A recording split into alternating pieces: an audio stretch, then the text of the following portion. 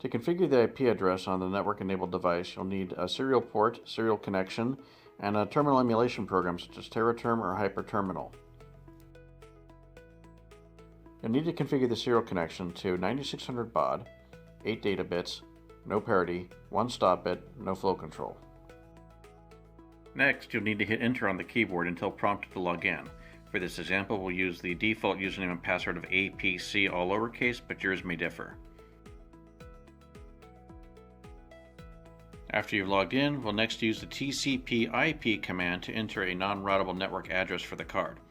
For this example, we'll go TCP/IP space -I space, then we'll use 192.168.1.2 as the IP address.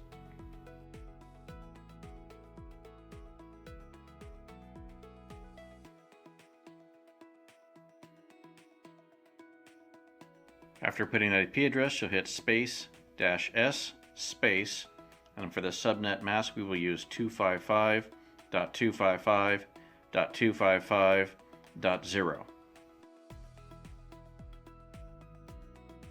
Lastly, we'll need to put in the gateway, which will be the same as the IP address that we will soon set up on the computer. For that, you'll hit space -G space 192.168.1.3. You'll then hit Enter to complete the command, after which the card will need to be rebooted for the change to take effect.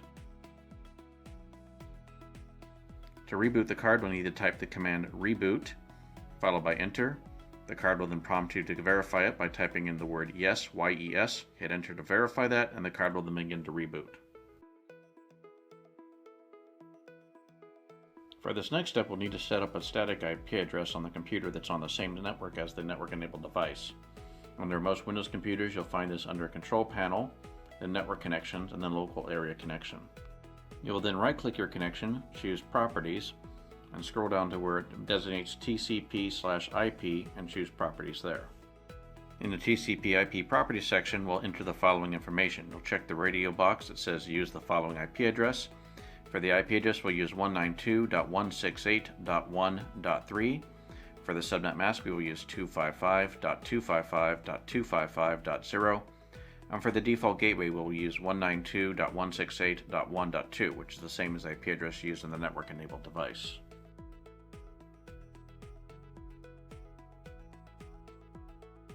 Once you've finished entering that, you will hit the OK button. You'll then give the computer a few moments to reset the network connection to the new IP settings. For the final step, you'll take an Ethernet cable and use it to connect your computer's Ethernet to the network-enhanced device. For most modern computers with a gigabit Ethernet card, a straight-through cable will work. For older ones, you may need to use a crossover cable. You'll then open up your web browser and open up to the IP address of 192.168.1.2, which is what we set the network-enhanced device to. If you've set up both connections correctly, and if the network-enabled device is in fact working properly, you'll then be greeted by a login screen. You'll use the same login prompt you used before. In this case, we'll use the default of APC, all lowercase, to log in.